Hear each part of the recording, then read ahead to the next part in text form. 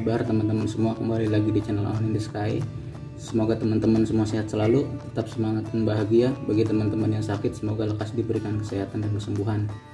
Teman-teman, gue mau ngucapin terima kasih buat teman-teman semua yang udah mendukung channel gue. Mungkin ada yang baru mampir di sini, bisa dilihat video-video gue sebelum-sebelumnya. Semoga itu bisa menginspirasi untuk teman-teman semua, dan semoga itu juga bisa menambah informasi serta pengetahuan untuk kita semua ya teman-teman ya.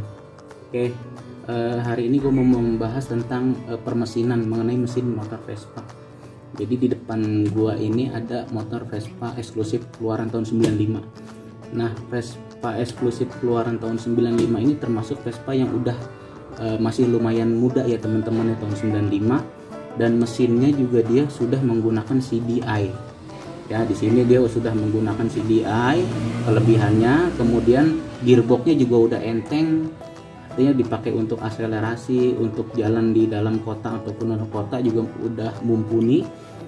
Kemudian kelebihannya ini di Vespa eksklusif ini mesinnya dia sudah ada dudukan dinamo starternya teman-teman. Jadi di rengkes luar itu dia sudah ada dudukan dinamo starternya.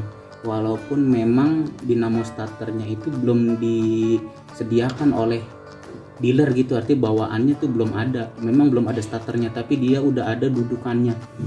Sehingga teman-teman yang berniat untuk membeli Vespa eksklusif atau yang punya Vespa eksklusif, apabila ingin menggunakan starter tinggal beli dinamonya aja dan tinggal beli aki serta perlengkapan elektrikalnya itu bisa menggunakan starter, jadi nggak terlalu banyak merubahnya. Kemudian juga dia di kipasnya ini dia udah ada gigi gendangnya istilahnya, atau untuk bagaimana dinamo starter tersebut gearnya itu bisa memutar kipas tersebut sehingga mesin nyala. Dia tuh udah ada gitu, jadi enak, artinya termasuk mesinnya enak untuk dioprek-oprek, untuk di-upgrade begitu. Nah, seperti yang kita ketahui, permasalahan Vespa yang sangat klasik sekali pada umumnya itu kebanyakan Vespa itu bermasalah pada sistem pengisapannya. Kalau sistem pengisapan Vespa tersebut udah rusak, pasti mesinnya itu udah nggak enak ya.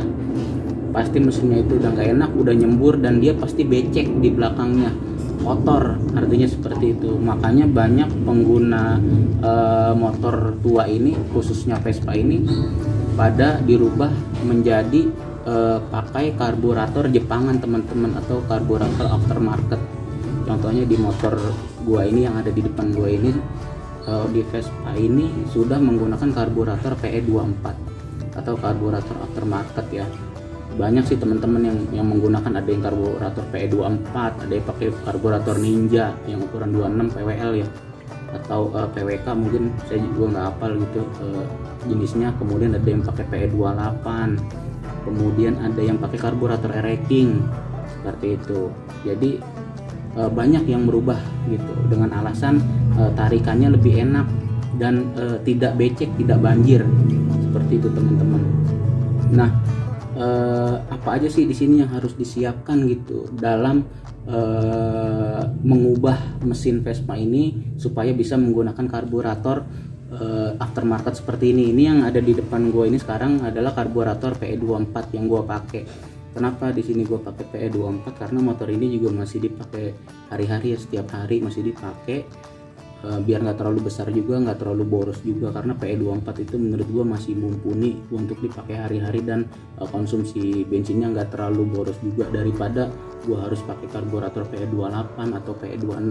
Sebenarnya sih selera sih teman-teman, dan boros irit pun itu juga tergantung settingan gitu ya. Kalau settingannya pas, mungkin kemauan mesin konsumsi BBM-nya segitu, ya udah itu udah berarti irit gitu kira-kira. Tapi di sini gue pakai 24, menurut gue ini cukup karburator 24, jadi nggak terlalu besar juga. Nah, yang pertama yang harus disiapkan itu adalah karburatornya. Nah, teman-teman harus pilih, teman-teman mau pakai karburator jenis apa. Nah, yang gue pakai sekarang ini karburator 24 itu yang pertama karbunya, dan kemudian yang kedua adalah intake-nya teman-teman. Intake-nya mau pakai yang jenis apa. Di zaman sekarang ini sebenarnya banyak itu beredar, atau banyak sekali yang jual gitu, apalagi di toko online, intake atau manifold ya istilahnya, untuk di Vespa teman-teman. Banyak jenisnya, ada yang jenis susun 3, ada yang jenis intake kodok gitu, seperti kayak model POS One jadi langsung gitu. Banyak sih jenisnya, tapi gue lebih menyarankan dan gue lebih cocok gitu dengan menggunakan intake yang susun 3. Jadi di intake susun 3 itu dia udah ada tempat naro membrannya, jadi pakai membran punya Ereking yang gue pakai sekarang nih. Jadi gue rubah dengan karburator PE24 dan menggunakan membran motor Ereking di sini ya, dengan menggunakan membran motor Ereking. Dan itu tidak bisa hanya kita langsung pasang teman-teman. Mungkin banyak sih teman-teman di sini mungkin yang nonton beli gitu langsung pasang aja gitu dengan menggunakan membrannya dan dengan menggunakan karbunya. Ya motor hidup, enak gitu suaranya gitu, cuman kurang maksimal teman-teman ya, kurang maksimal.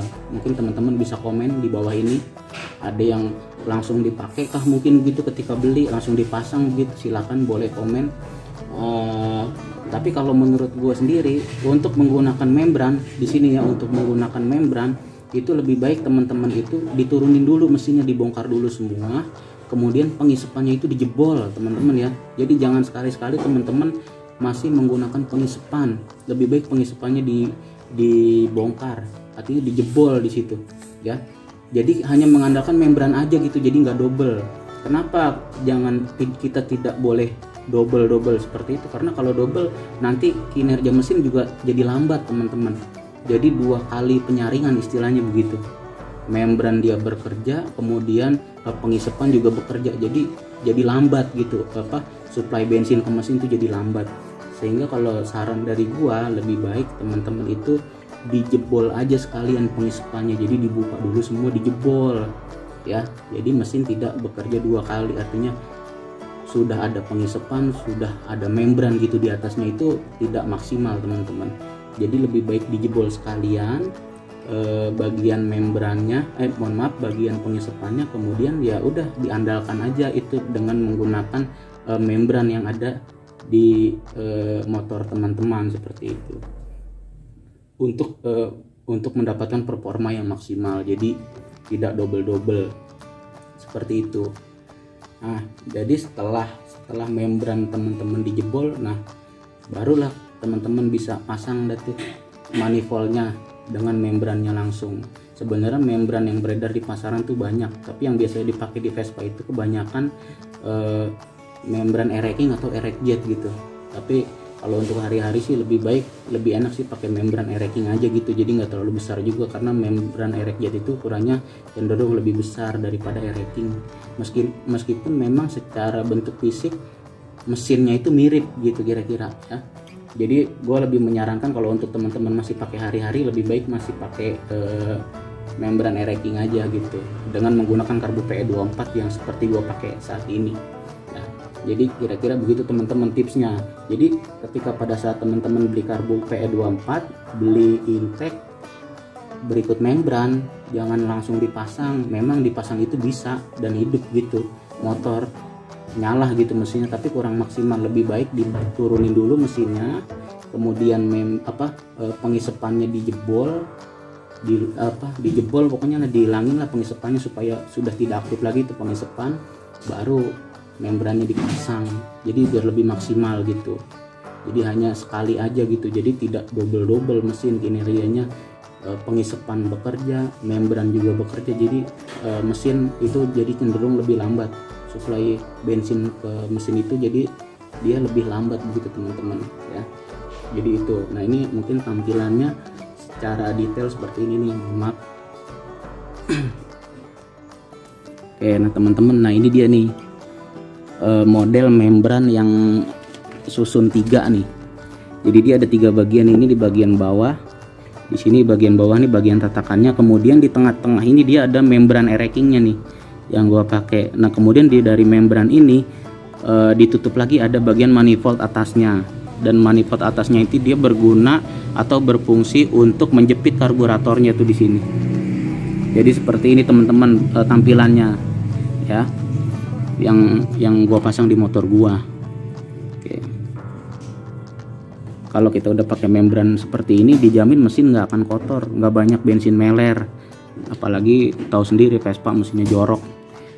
banyak suka bensin pada netes mungkin ya, yang udah pengisapannya udah kena, yang udah rusak gitu pengisapannya. Tapi kalau udah pakai membran seperti ini, udah nggak pakai pengisapan lagi, pokoknya mesin udah pasti bersih, udah pasti kering, seperti motor-motor kayak motor matic gitu kering, jadi nggak jorok lagi gitu, seperti itu teman-teman. Jadi keuntungannya sih itu, dan dia biasanya lebih irit karena pembakaran lebih sempurna karena udah menggunakan sistem membran. Jadi seperti itu. Kalau pakai pengisapan itu lebih boros teman-teman gitu, karena pengkabutannya masih kurang sempurna, masih model lama gitu menggunakan pengisapan ya. Apalagi kalau pengisapannya udah nggak orisinil, udah bikinan gitu. Jarang sekali kan Vespa yang pengisapannya masih orisinil gitu. Kalau udah bikinan ya udahlah, mending diganti membran aja seperti ini, dan dia nggak akan rusak-rusak ya. Kalaupun rusak paling diganti membrannya. Kalau mesin Vespa masih pakai pengisapan kan, kalau misalnya pengisapannya rusak harus turun mesin, harus dibawa ke tukang bubut, dielas lagi, terus dipasang lagi. Otomatis kan ketika pada saat kita turun mesin, kita pasti dong sekalian ganti kelaharnya. Nggak mungkin kita pasang lagi kelahar yang lama, kan pasti udah nggak enak, udah bekas digetok-getok, udah copot. Nah itu, jadi lebih baik diganti membrannya. Toh kalaupun udah ngempos, kalaupun dia udah mulai muncrat di sini banyak bensin yang keluar, berarti di situ membrannya sudah mulai rusak. Tinggal kita ganti aja membrannya, begitu teman-teman. Oke. Jadi mungkin itu tips yang bisa gua kasih ke teman-teman semua untuk hari ini. Semoga ini bisa bermanfaat untuk teman-teman semua. Jangan lupa di subscribe, di like, di komen. Terima kasih yang udah mampir, terima kasih yang udah ngasih like, terima kasih yang udah mensubscribe dan mensupport channel gue selalu. Subscribe dari teman-teman itu bisa menambah semangat gue untuk membuat video-video yang mudah-mudahan bisa bermanfaat untuk teman-teman semua. Oke, akhir kata gue undur diri. Semoga teman-teman semua sehat selalu, tetap semangat dan bahagia. Oke, mohon maaf apabila ada kesalahan. Dadah.